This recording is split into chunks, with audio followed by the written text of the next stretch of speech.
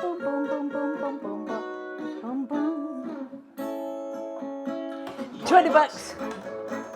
20 bucks. You're on the line for 20 bucks. They keep on playing. Nobody's paying. No buns, some nickels and some dimes. Boom, boom, boom, boom. 20 bucks. Hi guys, it's your boy from Montreal, and I'm Maggie, Mrs. Calabash. Come into my kitchen. It's quite mild today, humid but miserable. Ugh. You know, it's one of those days where you can feel a little bit down if you're not careful. And so I thought we'd liven things up a little bit. We're doing an Indian coconut butter cauliflower because the Ontario cauliflowers are absolutely fabulous at the moment. They're huge. I went mad. I bought 4. I've got this dish in mind, and I'm going to pickle some, and we've eaten some, and the dogs have enjoyed them.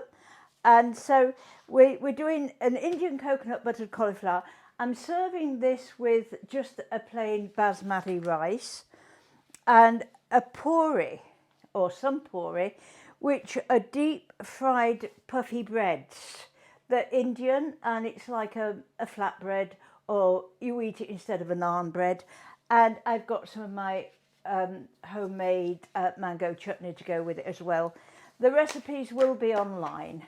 So first of all, I had to do this beforehand. I've just got some coconut milk, garlic, ginger and a pinch of salt, and the cauliflower florets have just been marinating in this for about 10 minutes, just to give it a little bit of flavour and the beautiful creaminess of the coconut oil. So we're going to put these on a baking sheet, and I'm going to broil these for just until they start getting a little bit charred around the edges. And then we're going to make the sauce. Oh, that's a big one. You can, when cauliflowers aren't in season, you can use frozen cauliflower for this. Only make sure it's defrosted, well drained and well dried before you put it in.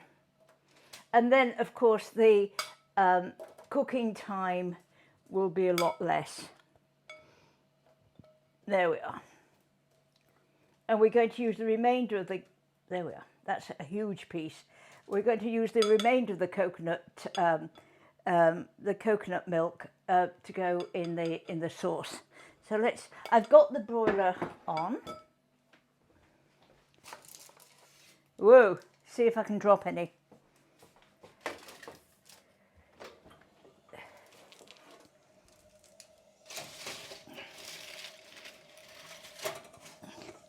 I just lined the baking sheet with some aluminum foil. I don't like washing up. Now, you can't use parchment paper. It's going under the broiler and it will catch fire. I think it's 425 the maximum that you can put parchment paper on. Now here I've got already got the onions in the olive oil, just cooked on a very low heat to bring out the flavour. And again, I don't want them browned. I'm just going to get the recipes so I can tell you what we've got. So we've got the garlic. We've got 4 cloves of garlic in the recipe. I've used 2 cloves of garlic in with the coconut milk. Let's just turn that up a little bit. And again, I've used half the ginger in the coconut milk. So this is fresh ginger, which has just been grated. It adds flavour, good for the digestion. I love ginger.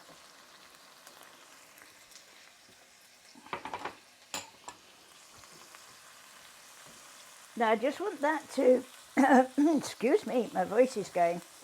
I just want to cook the ginger for a few minutes.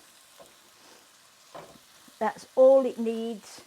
And now here we've got curry powder, my own curry powder, Mrs. Calabash Curry Powder, which the recipes will be online. Garam masala, which adds a nice flavour. In Indian cooking, very often the garam masala is added just at the end of cooking to bring out the flavour. And each family has its own menu, own recipe. A little turmeric. Now we're going to cook these for about a minute, just so that the flavours are released. A little cayenne pepper. Add more or less cayenne pepper according to your taste. I have a fairly high tolerance of spices, so you might find it a little bit spicy. So that's, you can smell it. Now, tomato paste. Add the tomato paste now. So these are very quick and easy recipes, and yet they're a little bit special.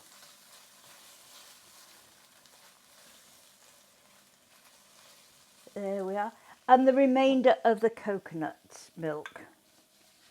I've used a full fat coconut milk for this.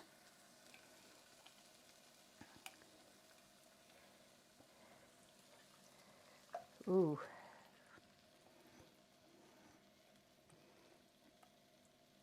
Scrape it all out. Just stir it around so everything gets mixed together.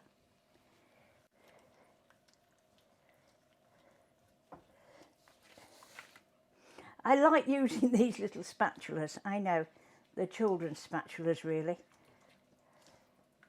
There we are. We're going to bring this up to the boil and just till it thickens a little bit. We don't want it too thick, but just keep stirring around like that.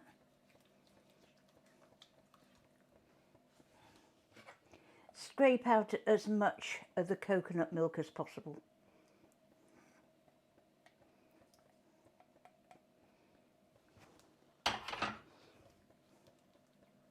There we are. I'm going to look in the oven now, see how.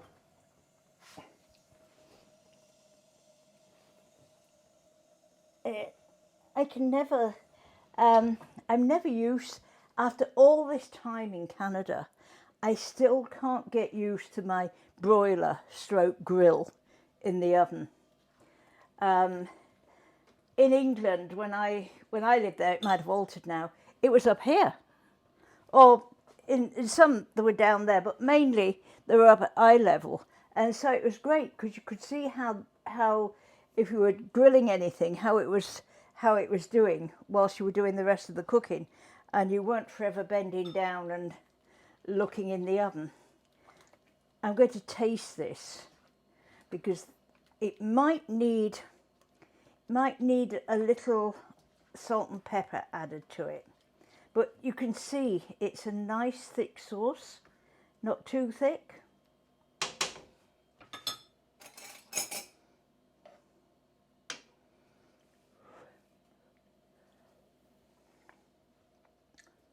It certainly needs cooking out. It tastes, when I say it tastes a little bit raw, the curry powder and the spices haven't had time to cook, and it needs a little salt. No pepper. It's got a nice bite to it, not too much. I always keep my salt and peppers in a little pot.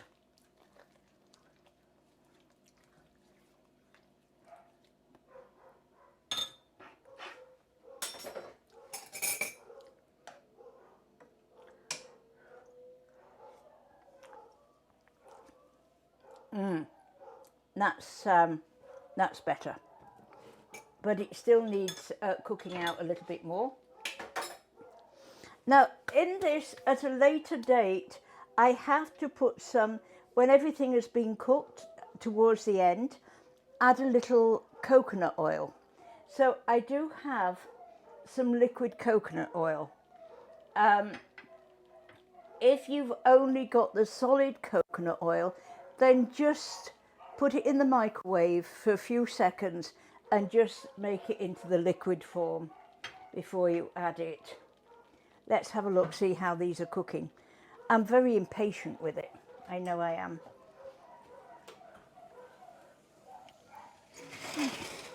Yes, look, they're just beginning to char.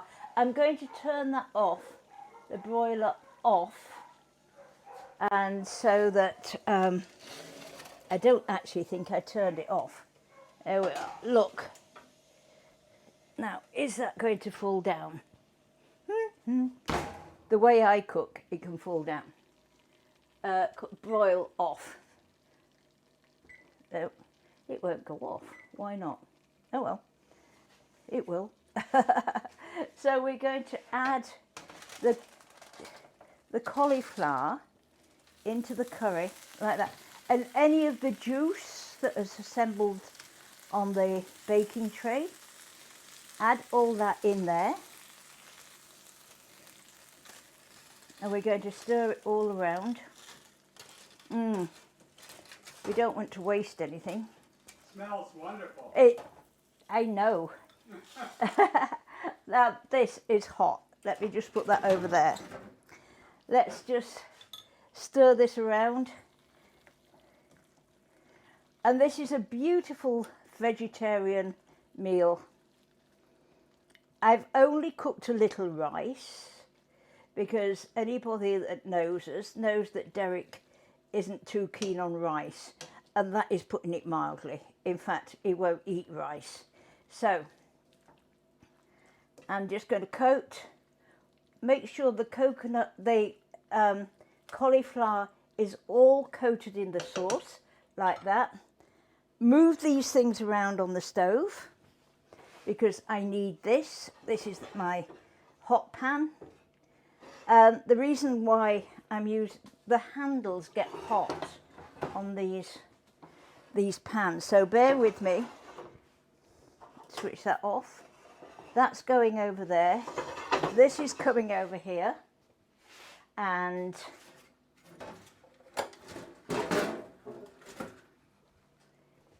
that is going there. I'm going to turn this down low so that we want the cauliflower to cook but still be crispy. So let's just tidy up the working space. I hate working in a mess. And I've still got some stuff here that I had before I started on my cleanup and prep. So I'm going to turn this on low. There we are. We need it to. We need the fat to come up to, about 190 for deep fat frying. And the reason why I've got a large pan like this is, I did put it in a skillet with a deep side, but to me it was a little bit deep. I have a horror of fat falling over and making a fire. I was in a fire when I was very, very young, and the memories are still there, so I am extremely careful. So we'll let that get, we'll keep an eye on that so that it gets nice and warm, and let's go back to the butcher block. Now we're going to make the poori. Excuse me, the spices have got to me. Oh dear. It does this every time. It really cleans out the sinuses. So let me wash my hands.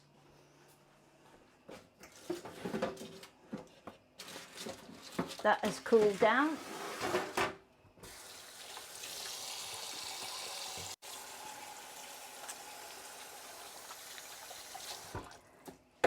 We're going to make the poori, which are an Indian flatbread, but they rise puffy.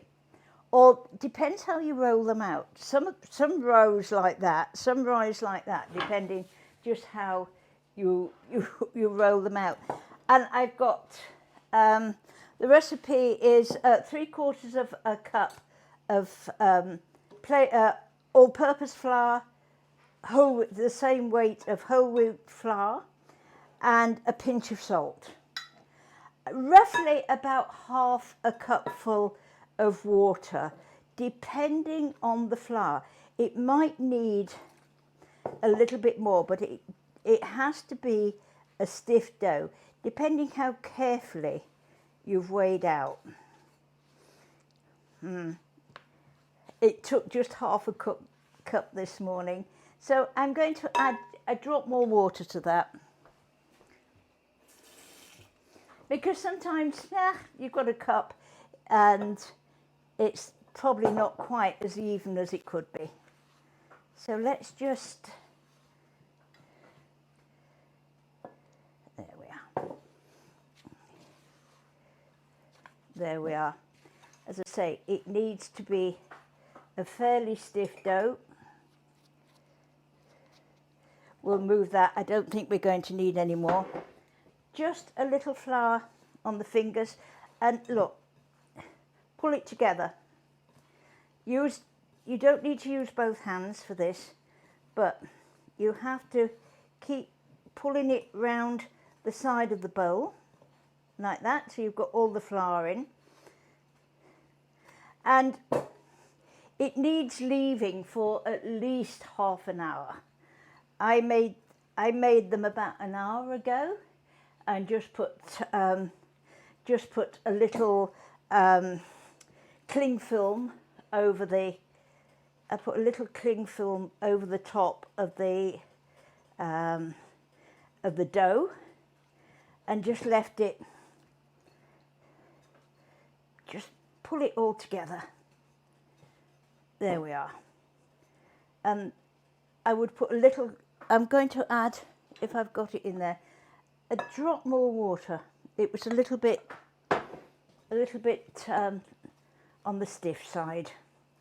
That's it. Make sure the bowl's clean all the way round, like that. And a little cling film over the top. And it makes about 12. We put that on one side. And here's my bowl. And I'm only going to cook 2, but you can see I've got them already shaped. I don't have a very good eye for size, so I actually weigh them, and it's about an ounce each. It's easier, I can then get the right sizes. Wash the hands again. Just let me look at the fat. We're there. Let me turn that down a little bit. The fat is there. So they need to be roughly about 5 inches.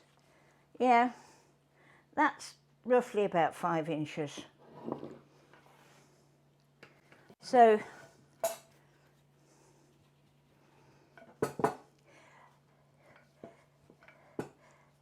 I get them all, when I'm cooking these, I roll them all out before I start cooking, because they don't take long to cook.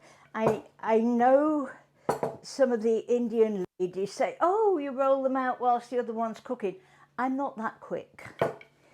I'm not that quick. So it has to be, press it down like this and make it nice and round if you can.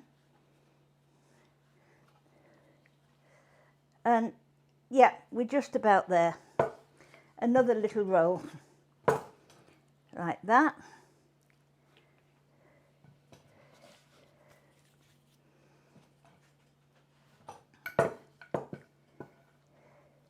Don't go backwards and forwards, because otherwise you're going to stretch and then they're going to shrink in the pan. So just press down like that. A good hard roll.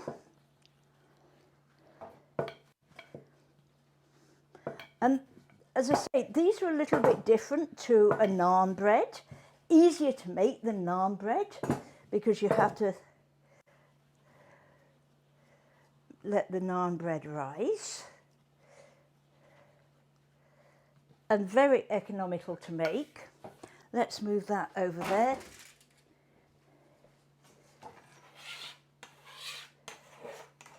Scrape off the excess flour.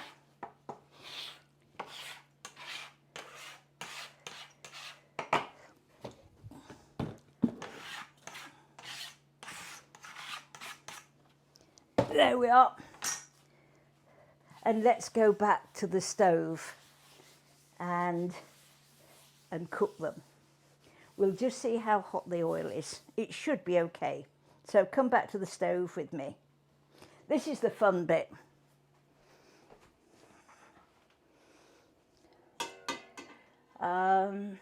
Yes, we're there. I like to have a thermometer. It's different when you're cooking these. With batter, you can drop a little bit of batter in, sort of boing, and it cooks.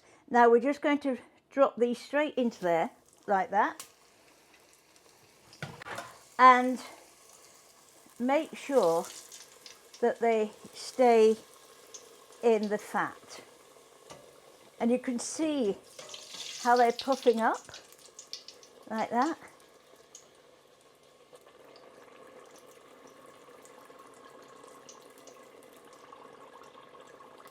Just press them down so that they actually stay in the fat.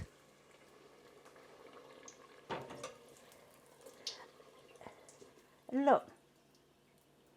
So I have one of these. I like one of these, I don't know what they are, a strainer for defat frying. I use it all the time. Haha, that one's really puffed up. You see what I said about some puff up more than others? And what I normally do is, whilst the others are cooking, I put them on kitchen paper and just cover them with a cloth. I don't know why some puff up more than others, but they do. Just you want to make sure that it stays in the oil to cook. Just keep turning it over like that. That is perfect. Turn it over again. And these can be quite crispy. I normally allow 2 or 3 per person. So look how it puffed up compared to the other one. So we have our Poori. Look, that's our Poori, which don't take long to make. I'm just making sure that everything is turned off on the stove.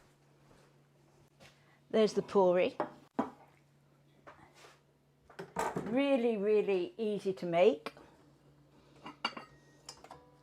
I need that and another serving dish. So let's go off and finish back to the stove just to finish off the cauliflower. Let's move that. Ow. And then we move this further forward just to finish off.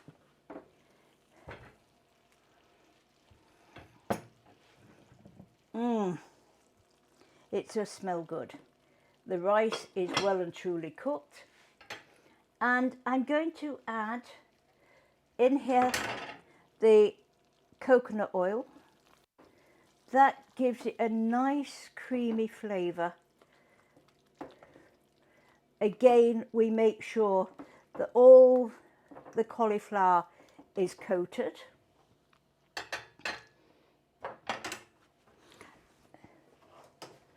Let me just move that one further back.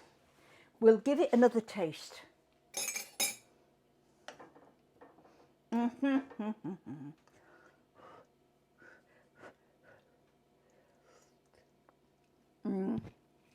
Oh my gosh, that's good.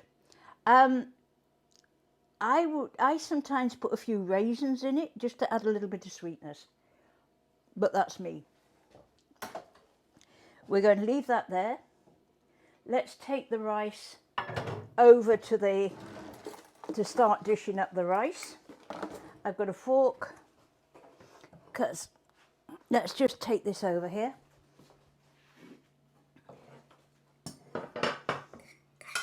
I did put a little butter in that whilst I was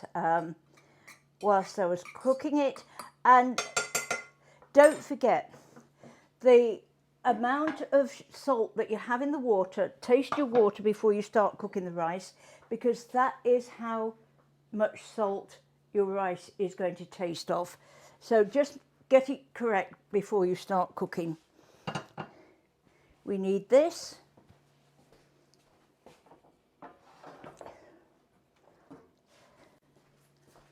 I'm going to put this straight into here.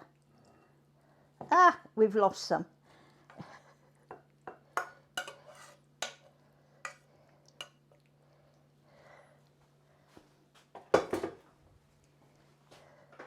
Let's just put that in there like that, and we'll clean up the side of we'll clean up the bowl and the serving dish. And I'm going to sprinkle a little parsley. I'm using parsley today, coriander or parsley. I'm using parsley today. Derek isn't as keen on coriander as I am, so I'm using parsley. But either or. And use the Italian flat leaf parsley. It has a much better flavour. And the easy way to keep parsley fresh, or coriander fresh, in the fridge is wrap it in wet kitchen paper, put it in a polythene bag and seal it. And it will keep for a week or two like that. And then you're not wasting any. Let's bring the rice over. Lost the rice. Oh, I brought it, haven't I? I'm going mad. I'm going to start raving mad. So, okay, let's just do a little dish. So, I've got my rice mould, which my son and his partner brought me from Chile. Just rinse it. Put a little rice in there. It does work better with sticky rice, but I like basmati. Just press it down. There we are. And we want to put some of this on. Oh, the smell is lovely. So we're going to play out with 20 bucks as I am dishing up. 20 bucks. Be on the line for 20 bucks. There you are. An Indian meal worth its weight in gold. And some dimes. 20 bucks. Bye, Jabor. Thanks. And thank you very much, everybody.